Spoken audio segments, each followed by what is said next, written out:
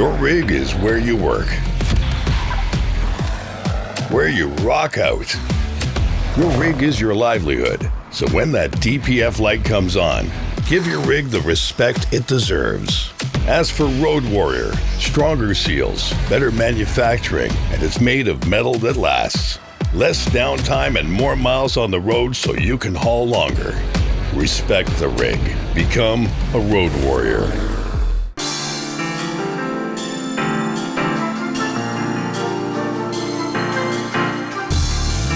Welcome to The Long Haul, the podcast dedicated to empowering small carriers and owner-operators to drive their business forward. I'm your host, Adam Wingfield, bringing you insights from industry leaders, real-world success stories, and strategies to help you navigate the road to profitability.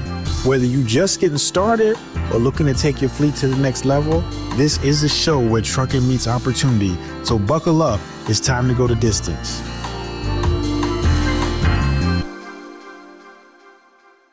What's up, everybody, and welcome to a no-holds-barred edition of The Long Haul. I'm your host, Adam Wingfield, and today we got someone who's lived every side of this industry, in the seat, under the hood, in the office, in the books, and behind the mic.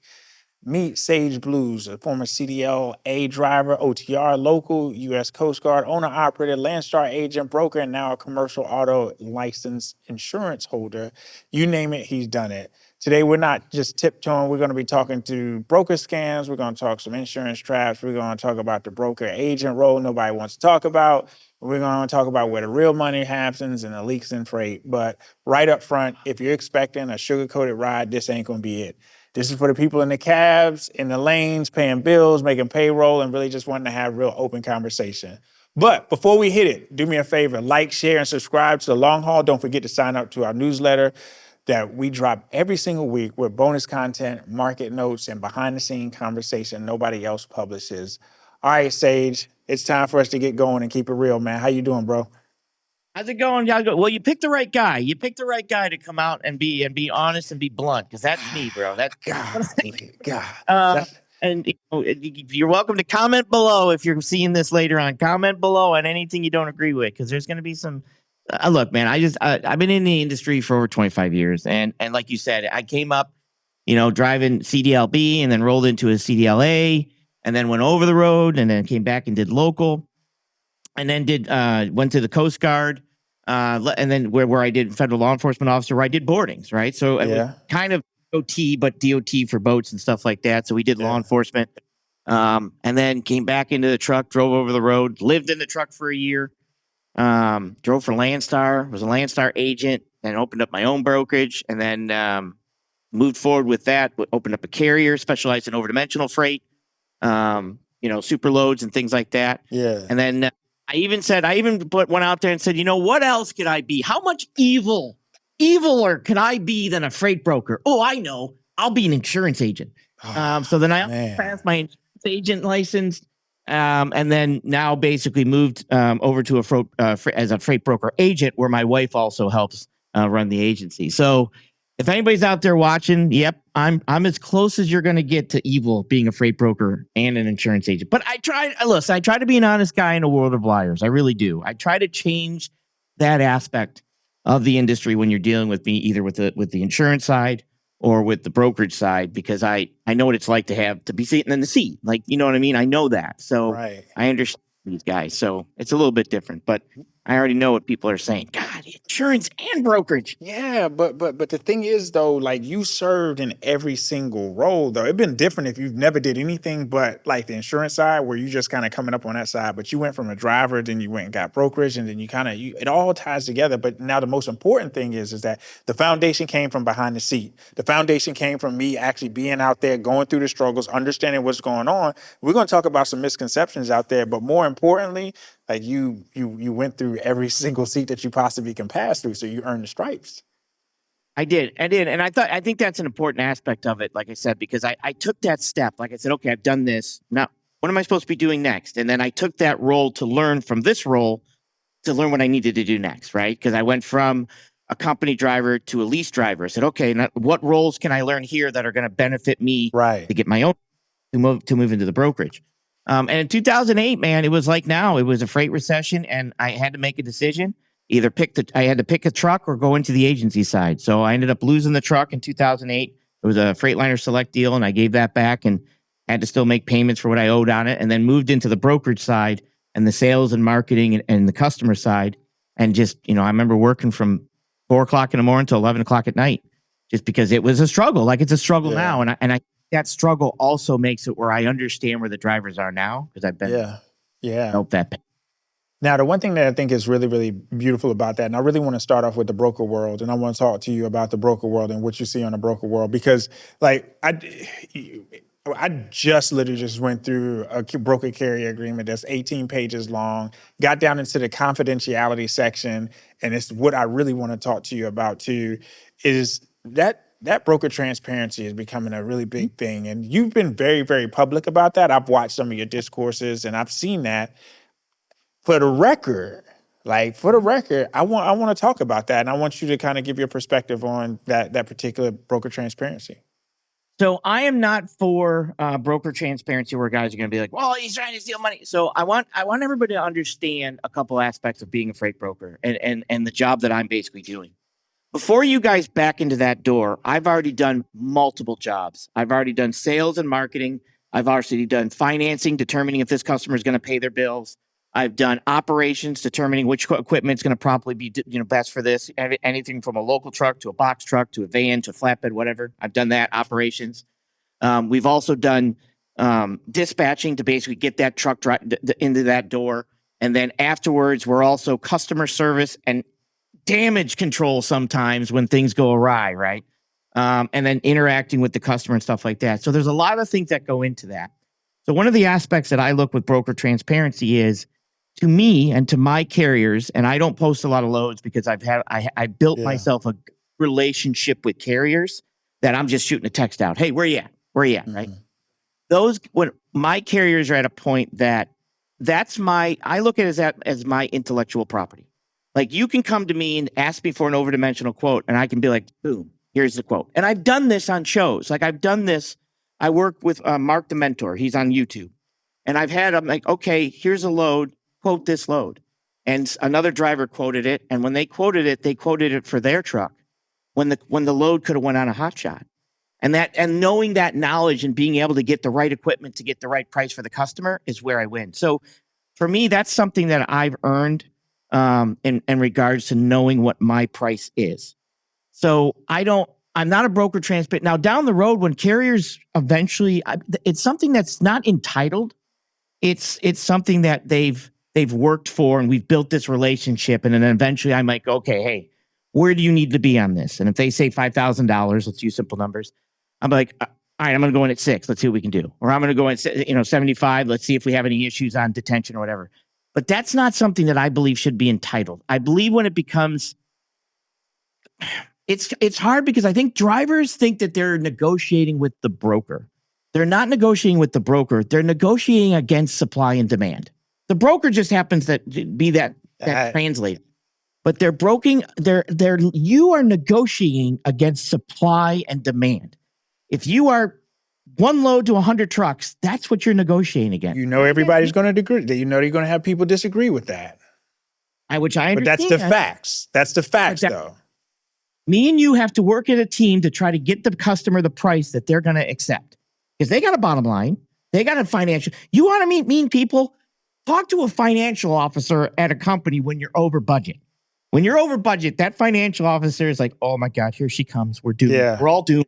Because they're like, why did this happen? Why did this happen? Because you're over budget. So what you need to understand is that now, are all brokers this way? No, there's bad brokers out there. I hate brokers and I am one. I get most of my freight because other brokers don't know what they're doing, right? Which is good. But if you understand that we are both negotiating against supply and demand, and that supply and demand is I'm competing, I'm trying to get you in the door. My sales skills have to get you in the door. Your sales skills and value that you bring to me have to get me in the door. Like it's that teamwork to try to get this thing in there to make this move. And it's difficult for drivers. I say this to them. I say, you have a windshield view. I have a top-down view. Mm-hmm. And if you have a truck driver's view, and there's nothing wrong with that. But when you want to move from driving the truck into logistics, You got to reposition yourself from that top-down view. That's right. That's right. And that's very difficult to do. I had a hard time with it because when I came in, I'm like, drug brokers are stealing, doing this and doing this. And then after spending years and years and years with having to earn absolutely everything to eat, like there's no load board for me. I have to cold call. I have to get in customers. I have to prove my value. I have to separate them from somebody that they're already using because they probably already have a logistics provider. What can I do better? Is it my knowledge? Is it my ability to get the truck? Is it my honesty? Is it my price? Something's got to get me in that door. And that's you. And I tell this to drivers all the time. You couldn't afford me if you just wanted me. Like the fact that we're doing this load together, you now get 25 years of experience from bottom to top. You couldn't afford me if you tried to hire me off the street. And I know that drivers are going to be like, oh, that should spark a little bit of engagement. But that's the honesty of it. I want to be honest. Like one truck driver out there running the spot market, trying to build his business, you would never have a chance to hire me if you were to put me in the position that you needed me to be in just to work for your company. But you're now getting my experience and my knowledge and my ability to do this because I'm working on volume with everybody else. And I've said this to drivers before. And I've said, okay, you've had your own carrier? Yeah. Okay. How many years? 5 years. Okay. Can I talk to your head of your sales manager? Well, I'm the sales manager. How many direct customers have you brought in? Well, none. You're fired. Who would hire? Who would keep a sales? No, you're right. And I've seen you run the numbers on some of your shows. And I think it takes, sometimes it takes that bluntness. Yeah. But to that point, I think one of the biggest things is that when you go back, like there's some things that are not mutually exclusive. And one of the things that I look at too is that just because you're a good driver, you can back a dock, you can be on time, that those are not transferable skills into business ownership. And a lot of times that business ownership skills, there's some skills that'll transfer, like this discipline that would lead to a better skill in there, but not every skill is transferable. And when I look at that, and you made a great point, which was really, really interesting, when you talked about the different hats that you got to wear as a broker, right? But then when you look at it too, that's no different than the many hats that you should be wearing as a motor carrier. Because as a motor carrier, you should be wearing that salesperson's hat. And guess what? If you're not good at it, look, you just said like, hey, how many direct shippers have you landed? If you're not good at it, instead of being on a discourse trying to focus on beating down, one topic or this topic or that topic, how about get better at sales? How about get better at negotiation? How about get better at soft skills and people skills? You'll be so surprised, Sage, how many owner-operators that we talked to. I was at an event 2 weeks ago, and I'm not going to disclose the location of it because I don't want to put anybody out there. I understand. All right? And I'm talking to folks, and they're like, hey, you know what? I really, really, really want to change my business. I really want to start focusing more on my own direct customers. And there's a question I always ask, man, when I talk to a small carrier or talk to an owner-operator about it. Is like, my first question is your key differentiators, because you just talked about that. You said that you got to go in and you got to separate yourself. So as a motor carrier, my biggest question to you is, hey, all right, well, cool. Give me 5 reasons why I would put my freight on your truck, then put it on a JB Hunt truck. What makes you so different? And they just freeze. It just becomes a frozen conversation because people don't realize when you back your truck up tonight at a TA or a Flying J, when you back it up in that stall in that spot, and you set your brakes and you look over to the left and to the right, that person on the right and the left of you, you know what that is? That's competition. Those are people that you're competing with. And then ultimately, a lot of folks don't understand that. And I'm glad you talked about that. And I'm really wanting this conversation to really go into, just not just on the unhinged side, but just on a gut punch side where it's like, man, listen, you need to get your business in order at the end of the day. I went through, you have to look at it as a business owner first. And I'm gonna read something to you. And I'm gonna show you why it is so important. I'm gonna read something to you. As part of the business relationship between broker and carrier, either party may be in or come into possession of information or data which constitutes trade secrets, know-how, confidential information, marketing plans, pricing, blah, blah, blah.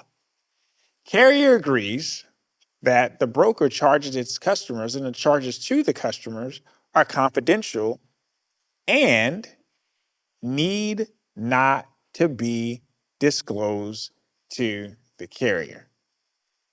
carrier specifically waives any rights it may have under 49 CFR 371.3.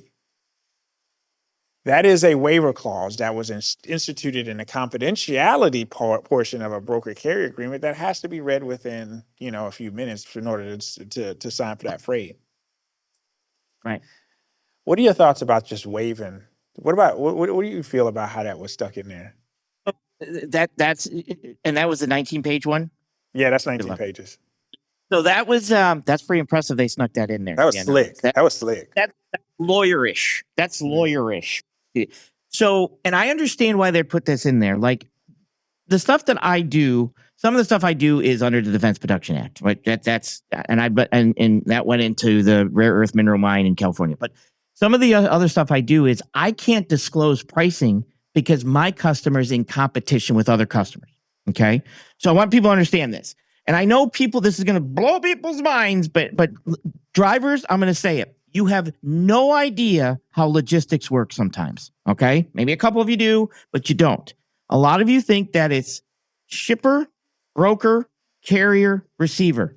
God, I wish that was all the people that were involved sometimes. I literally dealt with a city to a project management company, to an engineering company, to a construction company, to a manufacturing company, to me, to the carrier, back to the project. That is literally how many people can be involved. And I have to get answers from all of them sometimes. And the problem is that some of my customers are, let's say we're building fiberglass tanks or we're building steel tanks. I specialize in round pressure vessel tanks and stuff. The logistics side of it, the transportation side of it could win the bid. It could win the bid for this customer to be able to keep feeding their people. And because this customer is competing with, this manufacturer is competing with this manufacturer. And now we're competing in regards to how can we get it there the cheapest, because they're competing with how can they manufacture it the cheapest to provide the whatever value and warranty plus other things that they need and time frame. And these are all, I'm sitting in production. Sometimes I sit in production meetings and I just wait for them to call my name because it's literally it's like, there's times I don't know how businesses run because you have production and these guys don't know what these are doing and this doesn't know what this is doing. Then finally I get, they call my name and they're like, yeah, can we ship this by this date and get it here by this date? I'm like, no, it's too far. You can't ship 2,000 miles in one day. No, not possible. And then I explain this, but it's the amount of stuff that's happening in the background. You driving the truck wouldn't be able to do it. You wouldn't be able to do it. Like you have to get out of the truck. I mean, it's too much. It is not as simple as everybody thinks. Now you're going to have small customers that 100% you can walk in and they're shipping a couple and that a different load. And that's where you should be starting. But when these guys, and I think that, so when you're looking at, you want to know how much I make, I'll tell you right now, last year I was 18%. I made 18% for me. That's the number, 18 point or something percent. I don't know about this year yet, but last year when I calculated it up. But I think the issue is that sometimes it's like you have no idea how much work I'm actually putting in and the amount of time I'm putting in to move some of the freight to get the customer and stuff. But for me, it's like, if you want to know how much I make, try doing my job. Try doing my job. I've done your job. I've driven the truck. I've backed in the doors. I backed in Domino's Sugar in Baltimore between like this much room. I've done it. My wife used to say, why is everybody staring at us? I'm like, everybody's staring at us because I know how to back up a CR England truck and I'm not hitting anything because I used to drive local. I used to drive US Foods in Buffalo, New York. So I used to back up. Oh man, you're doing food service. Yeah, I done US Foods for 4 years in New York because my dad actually worked there. So I could back up better and I could drive forward sometimes. But I've done your job. And it's like, to me, it's like sometimes it's like, you want to know how much money I make? Do my job. Try doing my job for a day. I've even challenged them. I'll put you on StreamYard and you can sit here and listen to all. I've had guys in my Discord that have listened to me handle a problem where I had a shipment go from North Carolina to Salt Lake City and the truck blew the motor. And I had to find, I had to get the load, get his trailer, make sure it was permission to take his trailer, transfer that, help get, that it was on the side of the road. I had another driver heading that way. I asked him to drop his trailer at a truck stop, at least get the trailer off the side of the road because it wasn't safe. So at least we could get that. I had to do that and then schedule that truck and then move all this stuff. It's like, this is the stuff drivers don't see it. They don't see it. They don't. And the other issue is because I've heard some guys say, well, they should make 3 or 4%. That's what they should make. And I think to myself, if you're saying that a broker should make 3 or 4% on their business, you don't understand business. You don't understand that business is, I think a lot of people, maybe you see this too, and I know I'm rambling, I get off track, but this is what I get when you talk to broker. Nah, you good, man. You good. But I think one of the things is that, and you probably see this, is truck drivers will sometimes, not all the times, as I've seen you do videos that they don't know their expenses. So, but let's pretend they did, okay? They look at their expenses and they say, okay, this is what it's going to cost me for my home. This is what it's going to cost me for my truck. And then I got to pay myself. And I learned this from Mark the Mentor and on YouTube. And if somebody should check him out, people don't think that there's somebody else that has to be paid. That's the business. That's the business. That's business to get a paycheck. Because that business, you're robbing from your business if you're not. So when people say, well, brokers should only make 3%, how can I pay my bills and do everything I'm doing plus pay my business? That to me tells me you're a dum-dum. Because you are not, I guarantee you, if I go back to that person and I say, show me your numbers, show me everything you're paying. And I say, okay, how much is the business? How much is the business being paid? Like, you have to look at it like a paycheck. Yeah. You can't touch it. It's a company. It's an employee, whatever you want to look at it as. They need $1,000 a week. I'm picking numbers. That might be a lot. They need $1,000. I need $1,000 and they need $500 a week. That's got to go in there. I can't touch that. And I don't think people, how much you doing for retirement? What's your retirement plan? This is what they don't think about, but they want to think about my money, but they don't even want to, because you would benefit more with me if you came and said, stop worrying about what I made and if you came to me or came to you and said, how can I make more money? What should I be doing with how should I be proceeding with this? But they want to know, what are you making? Rather than, how did you do that? How did you get where you are? Because I have had people ask me about broker transparency hundreds of times. I think I can count on my hand, maybe 5 times somebody has legitimately asked me and said, how did you do that? And can you show me how you got to where you are and built your business and got growth? Can you show me? That's the question I don't hear. Do you ever hear that? No, I don't. I will say that I'll say this. I don't hear it from that perspective, especially in the broker transparency conversation, because it becomes more personal and it becomes an attack because it's one of those things where people just don't understand. And I'm not a pocket watching type person. And the difference between you though, Sage, is that you come from a different place though. You talking broker transparency coming from somebody that was out there that actually was doing it and says, yeah, no. That ain't what we want. That ain't what you really want. What you really need to do is you need to focus on this. And this is where it's going to help you get where you're at, because at the end of the day, you're paying a broker to provide you a service that you would not had or you would not been able to do. Just like when you go do an Uber. Like, you wouldn't have found that Uber if you didn't open up the app and find the Uber on the app and be able to go from here to here. You wouldn't have had that opportunity. So when you look at that, what would you say is the biggest lie brokers tell carriers that folks swallow every single day? Oh man, the broker. Everybody's gonna say they the bad brokers. I love that. They have it right now. I want people to understand a couple things with that one. Okay, I want people to understand. You are not dealing, well, you might not be. Like, if you call me, I'm the broker, okay? But when you're calling it one of the other brokerages, doesn't matter, pick the letters, all you want, don't care. You're talking to a customer service agent on the phone. Not the broker.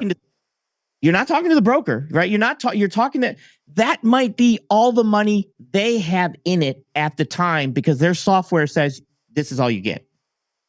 Okay, they have software. They're working those numbers.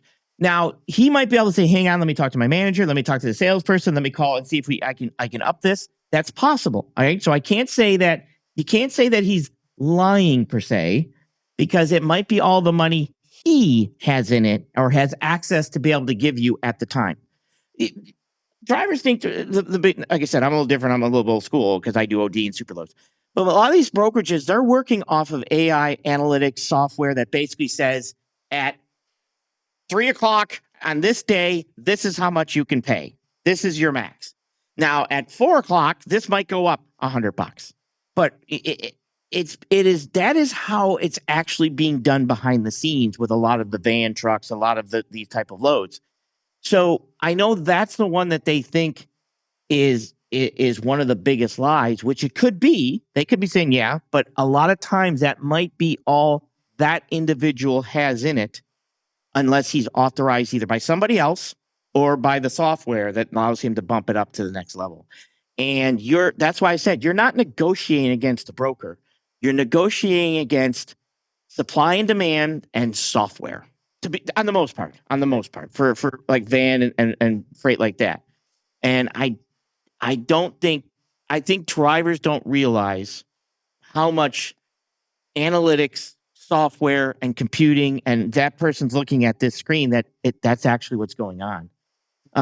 They probably don't care, from that standpoint too, man, because at the end of the day, it's a point A to point B thing. And that from being a driver, at that point, it's like, hey, I need to get a load. I need to go where I need to go, and I need to be compensated further. My thing is that I don't ever think there's when is enough, when is ever good enough, when is enough in a rate, you know what I'm saying? And then when you hear, hey, should be, go ahead. No, go ahead. You should be getting all you can get, to be honest. Whatever skills, whatever value you should bring, know your value. You need to know your value.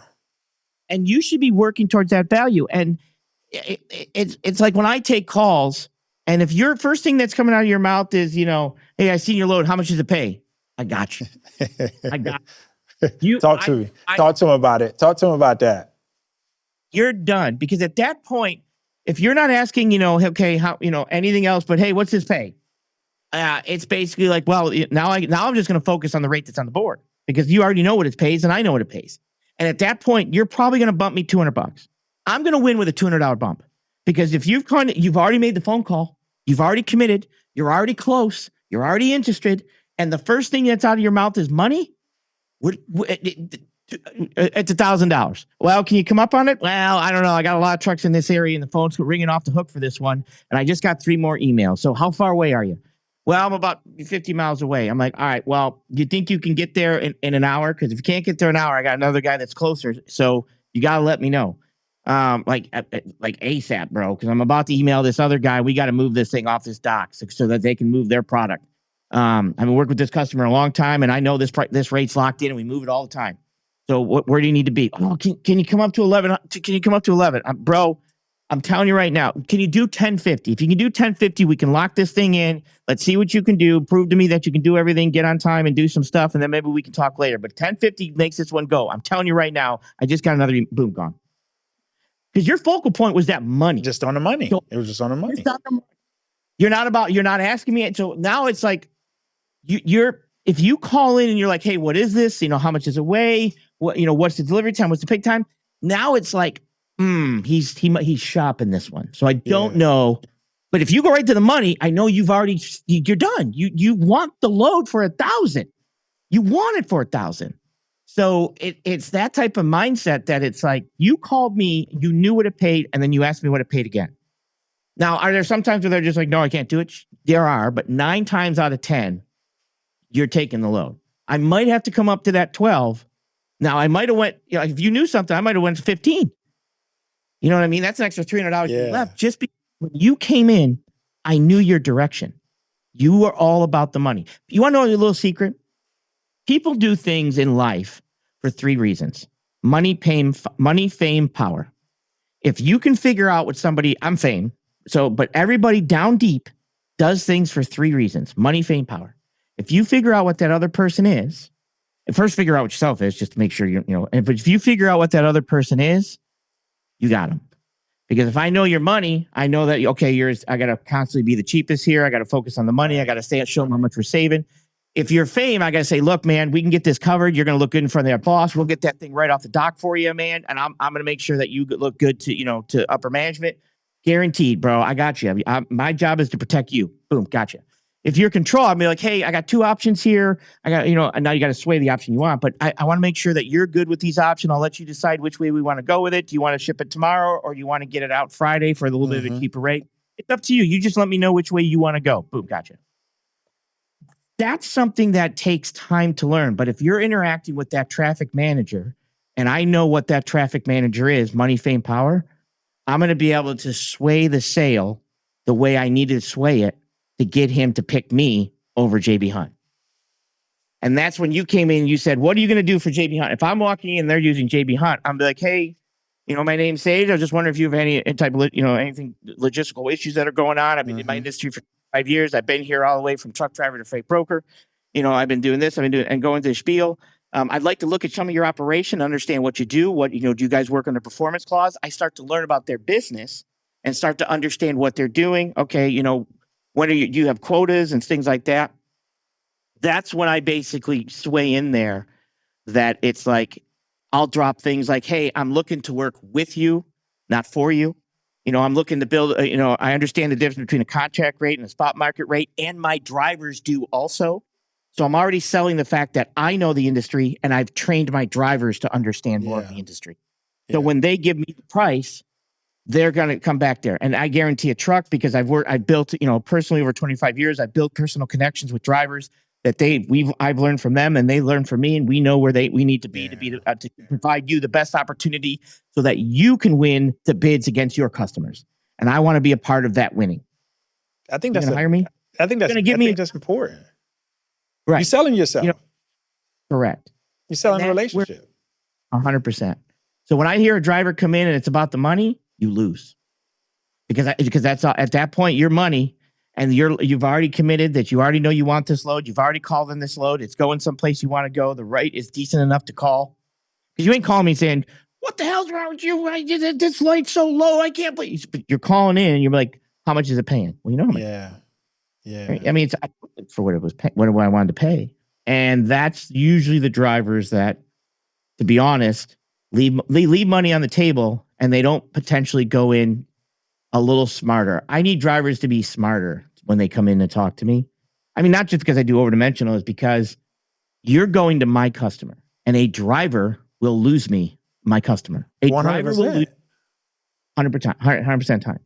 So if my drivers that I've worked with for long periods of time, or I consider the load board the minimum wage job opportunity board. I agree. I agree with that. I agree with that.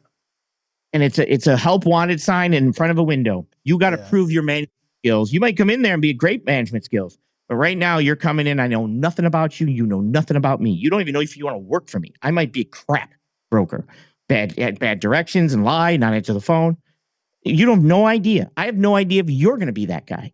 And it's after that, working together and submitting things and sending photos. And I've had drivers show up back in the door, take a picture of their truck back in the door with the picture on the thing, go inside, fantastic driver, great communicator, come back out, took a picture, even with the van, closing the doors, took a picture of the seal on the back of the truck, took a picture of the bill of lading saying, can I leave? Does this look good to you? Is there anything we need to? So that before he left, I could see the bill of lading. I'm like, nope, it's good. Get there, take a picture of the job site. Because it's like click, because I get my text message and take a picture of the bills that it's signed, sign, print, making sure I know exactly the name of the person on there, not just a scribbly line. Those guys put in the Rolodex. They're getting direct phone calls back because they understand the value and they understand. I think it's a lot about knowing my problems. You're not looking to sell. You got to solve my problem. What's my problem right now? If I ask a truck driver right now, what is a freight broker's problem? Most truck drivers be like, think about it. Think about what problem is. What are you dealing with? What do you think they're probably dealing with fraud, stolen freight, drivers that, everything that with the immigration type things. Can you solve that problem? Going in, can you solve my problem?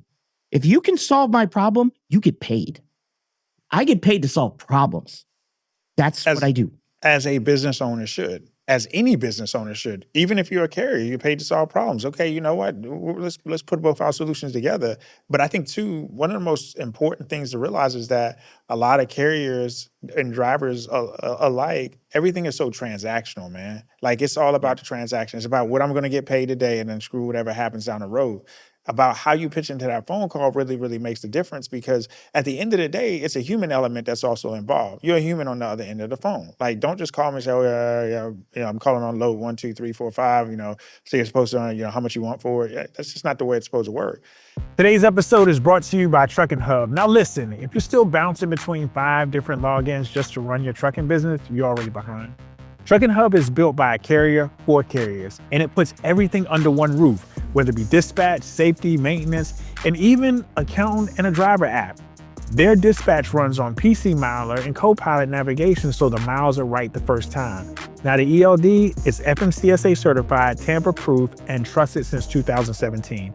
And if you want to keep it all in one lane, you can even roll in company phones, texting, video, and fax backed by nationwide LTE. Bottom line, this is the kind of system that's you spend less time hopping and more time hauling. Plans start at just $29 per truck, no contracts, no hidden fees, and you can try it for free for 30 days. Check them out at their website and get your time back.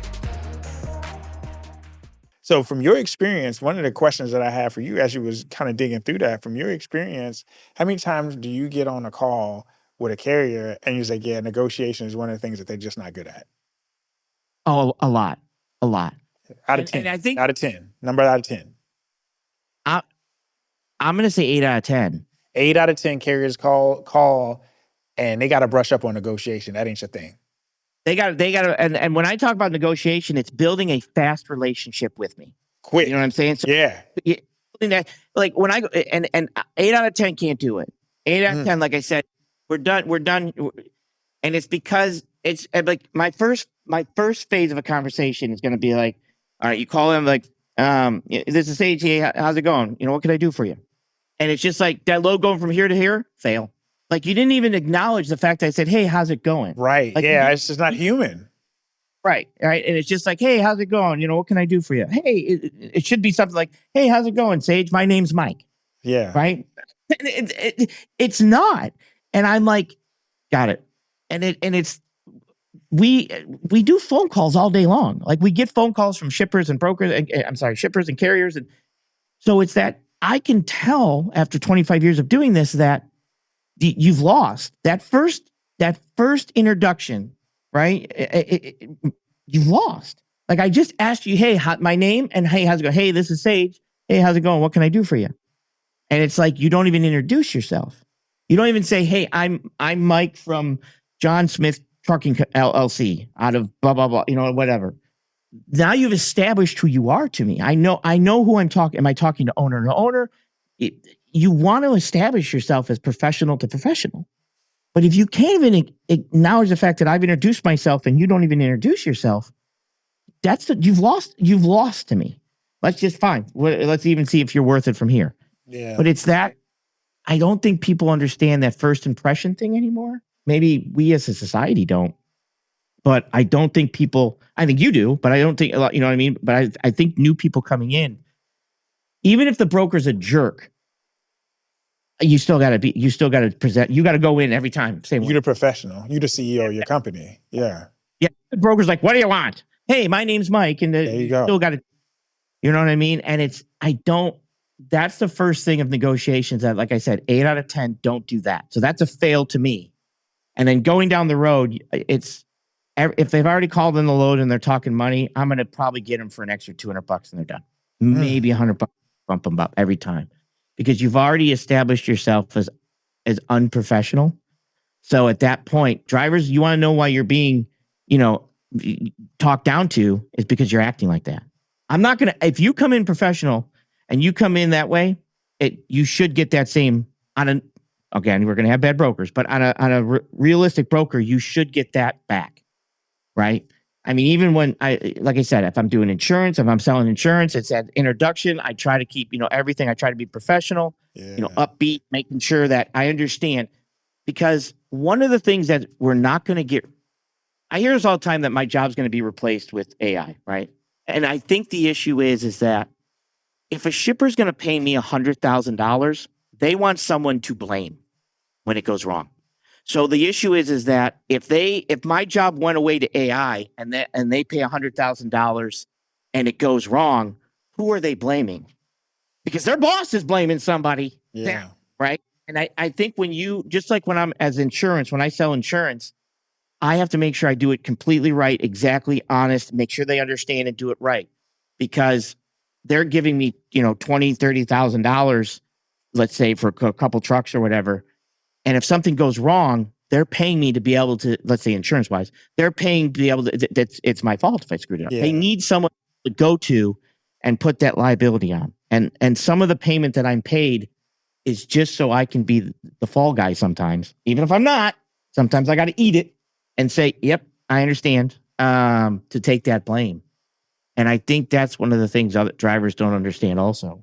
So it's sometimes, like I said, when we go to negotiation, I know I get off sidetrack. Squirrel. No, you're good. Basically, I think drivers need to realize the importance of that. Every time you talk to a broker, I want you to go in with the mentality that could be a direct shipper. No matter what. Because no matter what. Start training myself now to be able to do that. And brokers, you can hang up on a broker, call back and get another guy. Yeah. You will not hang up on a shipper, call back and get another. There's only one transportation manager. So if you hang up, call back, try again, same guy. So you might as well work practicing on brokers. And that's great practice. It is. That's great practice. You're going to get customers. You're going to get jerk customers. You're going to get jerk brokers. You still got to maintain, push through it, and figure out, could I have still won that guy? Could I have still said something or took it in a direction that even though he was a jerk, maybe something was happening, maybe his wife was leaving him, but whatever. But could I have still won that? Mm-hmm. What could I have done a little different to possibly get 15 more seconds? Get 15 more seconds. I'm at a 15-second interval with shippers. I get 15 seconds. If I can say something to win 15, I can win 15 more and 15 more and 15 more. And that mentality is not being transferred when drivers try to negotiate with brokers, that you've got to win me. You're selling your services to me. Just like you said. How many other trucks are next to you in the truck stop? Right? We started the show with that. And that's something I think is being lost, basically. I think that it's not just in trucking. I think just society as a whole. We've lost the ability to even communicate with people. We've been able to hide behind these phones and social media platforms and say whatever we want about people and not get punched in the face because it's easy. Like we can hide and do that. And I think that we've lost on the same spectrum. We've lost the ability to even have a conversation. I look at so my kids, I have to tell them this all the time, man. Like, put your phone down. Put your phone down. Put your phones down. Like, they literally can sit down and be at a table with all kinds of people around you. You got your phone in your hand, head down. Like, you can't even interact. And I can't even blame, like, the carrier in this day for that, because that's just not just them. It's just society as a whole. It's too easy to pick up a phone, log into my load board, look at a book it now, book it, call a number, blah, blah, blah, blah. I don't have to deal with that. And I think COVID did a really big number on people because it trained us to be socially distant in physicality, but it also trained us to be socially distant from people.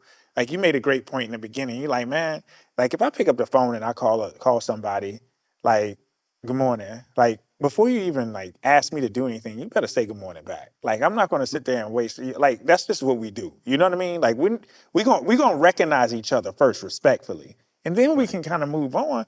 But if you got on the phone with a broker and that's the opportunity. Hey man, hey, say what's going on, man. You have a good weekend. I know you probably short on time, and I get that. You probably get 1,000 phone calls a day. But at the end of the day, I don't know what you've been through that day. You're a human. I don't know what you're going through. And I'm like, man, did you have a good weekend? You're like, you know what? It wasn't even that bad. So you know what I just did? I just lowered the temperature. I just cooled it down a little bit. It was hot when I picked that phone up. I cooled it down a little bit. So you know what now? You know what, Adam? I tell you what I'm going to do. This time I'll do that. And I think that we lost that. But then we lost that as people, though, because we don't even do that as people anymore. I think that's one of the bigger issues. That's good. That's good. When I could go off on a whole different non-trucking tangent with this. I'm just thinking to myself, but we'll try to stay to trucking.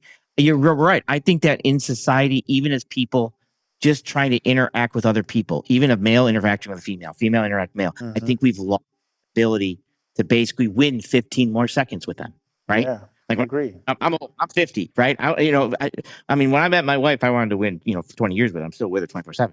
But I wanted 15 seconds. I wanted to do, what can I do to get that? You know what I mean? And I think you're right. It just dawned on me. That's a great point. I think we've lost the ability to win 15 seconds with each other at a time for people that we wanted to meet. Now, if in 15 seconds, you might be like, no, I don't want to deal with this dude. But to be able to find out, you need that 5, 10, 15 seconds. And you're right. I think as society, in every aspect, it dawned on me is that even just winning 15 seconds to be able to have conversations, we've lost it. And the thing is too, and you think about this, man, it's even as simple as, I'm gonna tell you something. I hate self-checkouts. I hate them. And the reason why I hate them, because I'm doing work that I'm not getting paid to do. I'm not getting discounted for the fact that I got it. So that's one part. But the other part, I just hate interacting with the person that's standing there that's checking out. I like to say hello. I'm a friendly guy, man. I'm from the South. I'm friendly. I like people, and I like being able to interact with people. Like, that interaction is gone. Now you just got somebody that's standing there at the top of the watchtower, as I call it, the watchtower, standing at the top of the watchtower, making sure you're scanning everything. But like, there's no interaction there. So we're becoming more and more conditioned to just not have to deal with people. And then what bothers me is that you have small carriers who are small business owners that think that they can take that skill and transfer it into business and be successful. And that's the wrong approach to take. Yeah. Yeah, you're right. That's 100%. And I think that you're right. I think look, man, there's times that you have to be 10% better than the guy next to you, right? There's times you have to be that. That 10% might be that 15-second communication. And you're right. And I think it's that, and maybe the load boards did this. Maybe the fact that the load boards and the emails and the click and goes made it where, hey, I don't have to. That's just, there's the freight, off I go. And then people don't realize that, hey, you got your MC number. Do you know what the power of that MC number is? The power of that MC number is you can now go to drive in an industrial park in your area, walk inside with a business card and have them say, oh, I'm sorry, what are you here to pick up? Nothing. But if you needed something, here's my truck, here's my card. I live an hour away. So I just wanted to introduce myself and say, hey, I might not be your first choice. I might not be your second choice. But wouldn't it be great to have a plan C if you needed one that's an hour, that's 15 minutes away, that has a truck? Here's my truck. Here's me. I'm the guy. Here's my card. Let me know if you ever need a plan C, And then next building, because they're going to look at you and be like, oh, what are you here to pick up? Well, nothing. Well, you're backed in the door. I know. I'm here to drop my business card off. That's my truck. If you need a plan C, and do that spiel. It's little things like that and thinking outside the box, but you got to be able to communicate. And I think you're right. The business owners think that they can just grab the freight. The freight comes to them magically off of the magical freight tree, but don't pay the guy that planted the freight tree, because we can't pay him.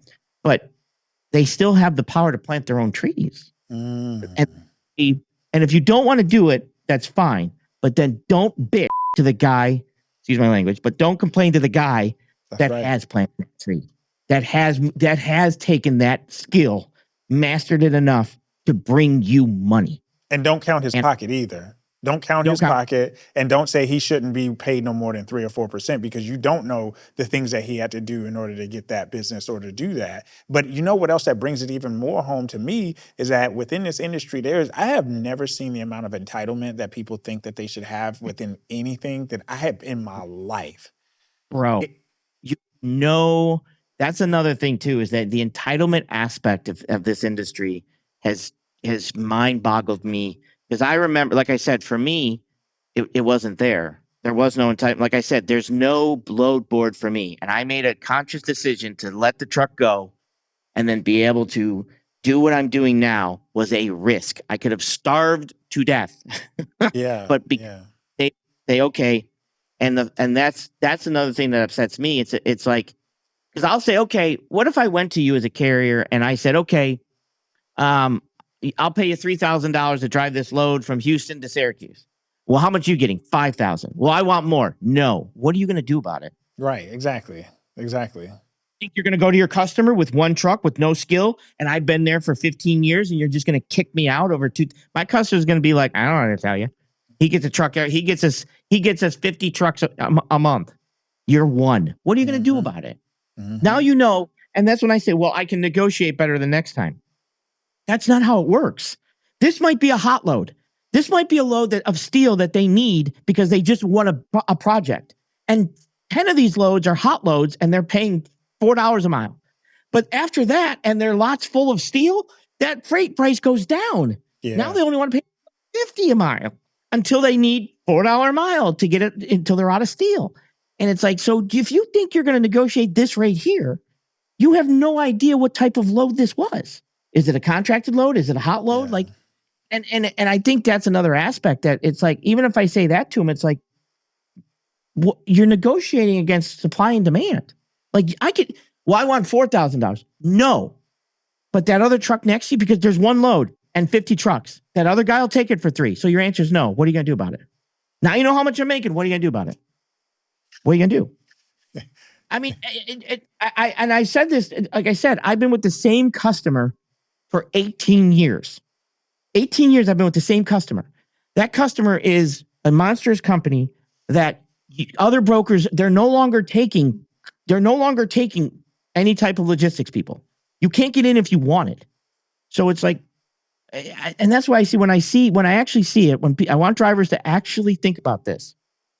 If I say, no, you can't have more money, what are you going to do about it? Because the guy next to you will take the load. What are you going to do about it? And that's the blunt story of broker transparency. You can't bring the value I can bring. You have one truck. I have access to 25 years of knowledge and access to endless amounts of trucks in the area if I need. So I bring more value than you. Right. And I think that that's an important part. But I think more that's equally as important is that what you got going on with your business doesn't have anything to do with what I got going on with mine. So that's, to me, and that's because I'm not a pocket watching type guy. I don't care what you make. Like, because I'm going to tell you something, Sage. If you go to a Lowe's or you go to a Walmart and you go down the light bulb aisle and you realize how much money they make off of light bulbs and screws and things like that, you probably wouldn't buy light bulbs anymore, right? We'd be living in the dark. We would be living in the dark because you know what? You'd be like, you know what? Screw you. I'm not paying $20 for this light bulb when that light bulb only costs you 73 cents to manufacture. But no, you're not going to do that. You know what you're going to do? You're going to go take your happy ass out to the self-checkout line, check out, and take that $20 light bulb and then go be about your business. But then pay for the and pay for the bag. And then they're going to tell you that you got to pay for the bag. But you know what the thing about it is that does that make you feel any better if you know how much how much you're getting worked over? No, it's not making any determination. You have a need. You need light. Buy it to go get light. And I say this, and I'm going to get off of that soapbox. No, don't bring it. Because I'm like this when it comes down to broker transparency. I've been on, my stance on that is long been the same. I don't think it's one of those things that we need to put attention to. I believe that when it was put into CFR back in the 1980s, when the original Motor Carrier Act was signed, they had no idea. Jimmy Carter and them, they had no idea that freight was going to be the way it was. It was almost in horse and buggy times back then. Like, right, we had everything was it was small. It wasn't, we had you had a very small collection of trucking companies that dominated the industry. When you deregulated, he had no idea that it was going to pump 12, 13,000 new motor carrier authorities a month into the marketplace. They had no idea that there was going to be all this digital load board matching and things like that, these dating apps that was going to make freight work together. So it's not the same transaction as it was to be monitored. So when I even look at it, even from the stance of, if I just go back to the origin of it, it's not the same transaction. So I guess that's why I have issues with it, because it's not the same transaction. If we want to amend the rule, amend the rule and amend the guidelines. But for where it stands right now, it just doesn't. We're not in those times. So that's where I stood for it.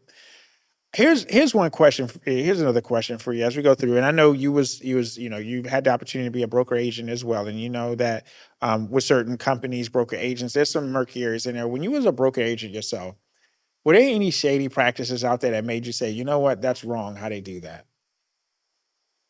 Yeah. So one of the things I have an issue with is, and I won't do it, is I have had, I won't give you 2 rate cons. If you're a carrier and you ask me for 2 rate cons, that's not happening for 2 different prices. That's not happening for me. So we I know throwing a this lot. test, or is just going to be 1 rate con and that's it? Yeah, what for me is like, I will have a carrier, and they're most like what they're doing is they're hiding they probably pay a percentage to their carriers, and they want a different percentage to their carrier, so they want to do 2 different, one for them and then a lower one for their carrier, right? So if they call me up now, if they call me up and they're like, hey, we need you to do a rate con for $4,000, and then can you also issue one for $3,000? No. I'm not doing it. Like I know a lot of other brokers, whatever it takes to make the deal, or whatever, that's fine, whatever. I won't do it. Like, and it for me, it's like, I know what you're trying to do, or what you're doing in the system. I'm not going to be a part of that, because if that driver finds out and gets pissed, it's my load on the back of that trailer. Yeah. My load on the back of the trailer. Ain't happening. You want to do it? You do it with somebody else. So I have it. That's something I will not do. And I know a lot of other freight brokers would be like, yeah, that's fine. And then they would send it. But that was something that, nope, I don't care what I issue you for 4,000. If we're doing it for 4,000, that's the agreement. That's the rate con you're getting from me. You're not getting a cheaper one. I don't care what, it's just not happening. But I also know that from the aspect, I'm not dumb. I used to be a carrier. So you know the games. I know the game, right? So that was one that I would not do. And it's also one that for me, I'm not gonna, I can't lie to a driver when I know that like if to put my load or my customer at risk, right? But a lot of other brokers will be like, oh yeah, you don't need beer permits for that. Oh yeah, you don't need, you can get there. Don't worry about it. Like, I have had drivers call me and just say, I'm like, hey man, you're supposed to be at pickup, at 10 o'clock. What happened? Oh, I'm sick, man. I overslept. I got to pull you off the load. I can't have somebody sick doing the load. Yeah. Like, I gotta find enough. You just admitted to me that you were too sick to make the pickup. I cannot confirm you're a safe driver at this point. It doesn't matter. I've got to take you off the load. You just, so other agents would probably leave them on, or I've had drivers, like, even when I was a carrier, like, I am not going to tell you can drive when you can't drive out of hours either. And I know that they're doing that. It's like, oh, it's just this much, it's just this. I'm like, he's out of hours. He's out of hours. Yeah. He's out of hours. He's out of hours. It's the way the clock works. We got to do better on our end. But the biggest one for me that it was always kind of shady is when a broker would issue 2 rate cons, 1 for 4, 1 for 3, just example of pricing. And I know they're giving one to a driver that's probably leased on. And it's like, what are you doing? One, you're not in my damn agency, you're not, because you're risking because that driver finds out, I've been a driver. I know what that driver is going to do. Yeah. He's going to drop the driver, and he's going to start bobtailing home, and we might not even know where the trailer is. You want that risk? But that's one that's kind of shady, to be honest. It's always been pretty shady. So when you're looking at the insurance side, and I know that that's something that you've also kind of touched into when it comes down to it, and what should a small fleet, I guess my question would be, what should a small fleet or owner-operator look out for when an agent is selling them the best deal or the best price? So this is a big issue we're dealing with now with things. So as a driver, you really have to do a couple things. When you're looking at an insurance agent, you are looking to hire me. You want to make sure that I'm knowledgeable about the industry that I'm in. I know what I'm doing for trucking, right? Because you're not just buying an insurance policy. You're literally hiring me to be your insurance agent. Like, you are welcome to your first job if you want to be honest, welcome to your first hiring, to be honest. If you're like, you're now hiring me. So you should be interviewing me, right? As normal people jobs do, they interview me.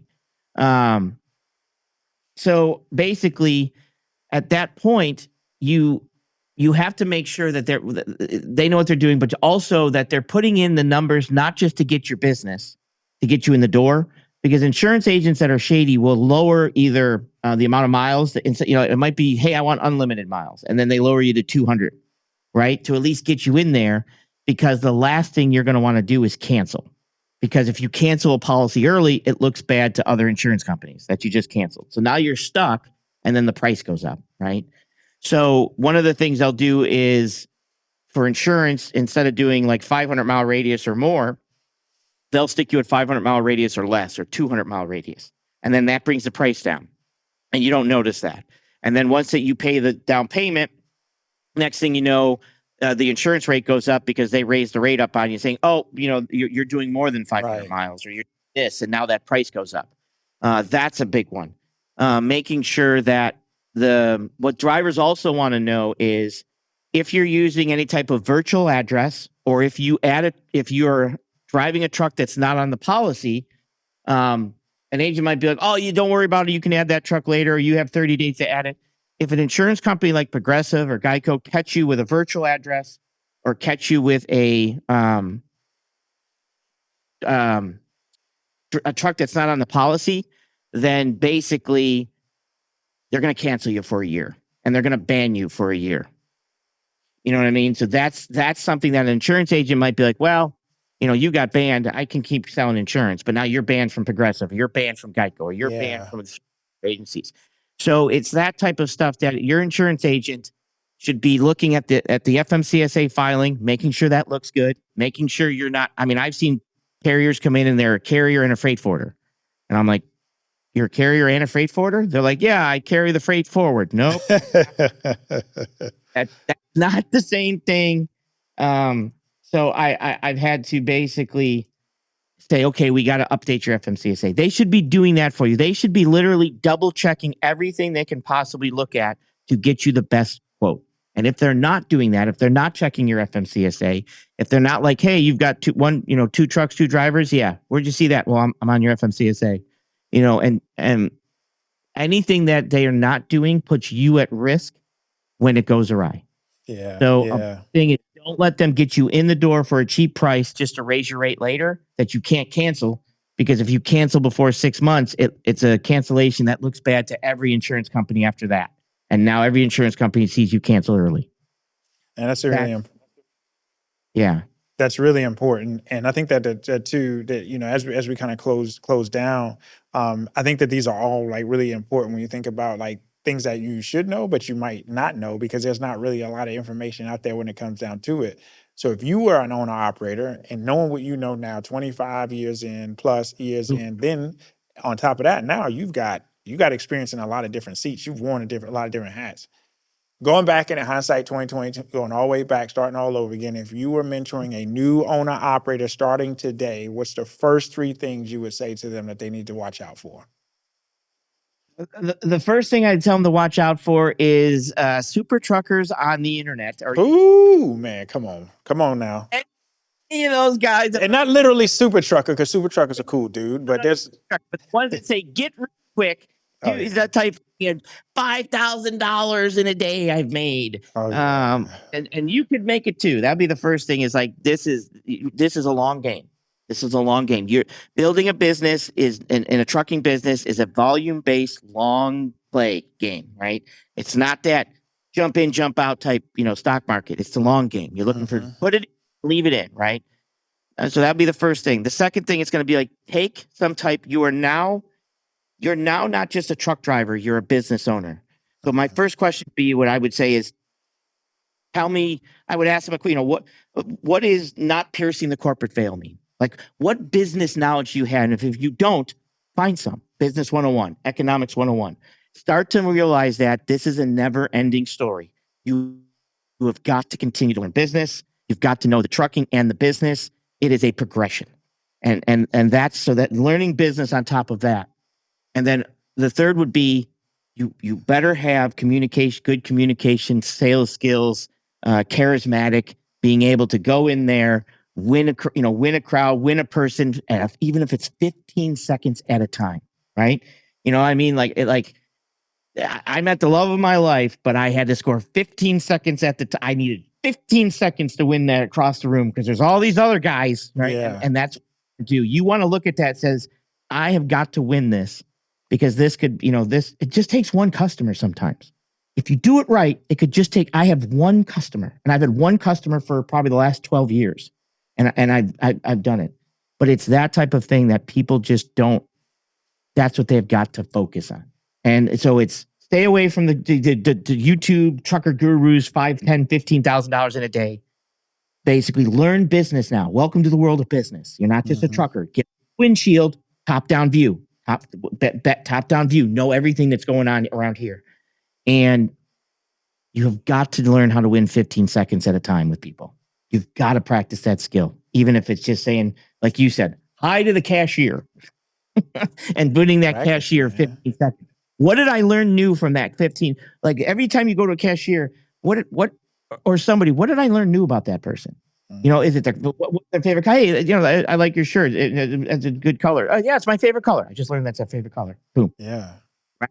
And it's learning 15 seconds at a time of people that you can remember and then focus on when you need to go back and win that customer. That's a skill that has to be learned, has to be practiced forever. Let me tell you something, Sage. I've seen your discourse. I've seen your shows.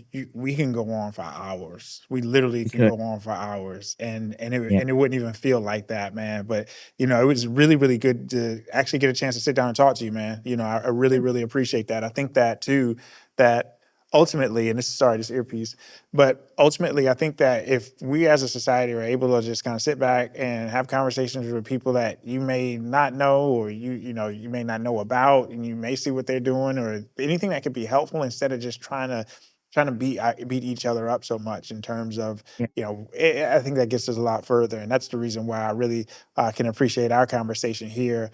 If you've heard anything on this particular episode, for me, the extra 15 seconds is it. Like if you didn't hear anything else on this episode, is winning another 15 seconds. Because when you do that, when you win a little bit more time, when you a little bit more space, then now you made yourself that much more desirable to the other person. And when you make yourself more desirable as a business owner, the way that you win businesses become more desirable than the next person. It's the same thing as dating. You want to become more and more desirable. So if you can earn yourself 15 more seconds and 15 more seconds and 15 more seconds, and then you leave from a circumstance of business acumen and start developing in areas that you're not good at, you'll get further along, much further along than beating the drum of something that's regulatory that you really don't have control over. So, Sage, thank you so much for bringing the heat today and really just being no filter. And I guarantee you folks are going to hear things that they ignored, denied, and didn't know. So to anybody that's listening, if you're in this business and you haven't had your eyes open yet, go back, listen, again, take notes. That 15-second thing is it. So if this episode shook you up, do me a favor, like, share, subscribe to The Long Haul. Help push more episodes that challenge and not just entertain, because that's what we're about. And if you're not already on it, our newsletter over at www.freightwaves.com/playbook is where we drop bonus thoughts, raw content, and actionable ideas that didn't make the mic. Sage, I got to have you on again, man, because, again, we can talk again. I got to have you on again, man. Appreciate it, man. You just let me know when. We'll hook up, talk some more. We could talk about all kinds of stuff, man. I mean, we're going to end up talking about life in general. I'm good with that, man. So check this out. I'm Adam. This is The Long Haul. Stay sharp, stay honest, and don't let the system rob your hustle. Catch you on the next episode. Take care, everybody.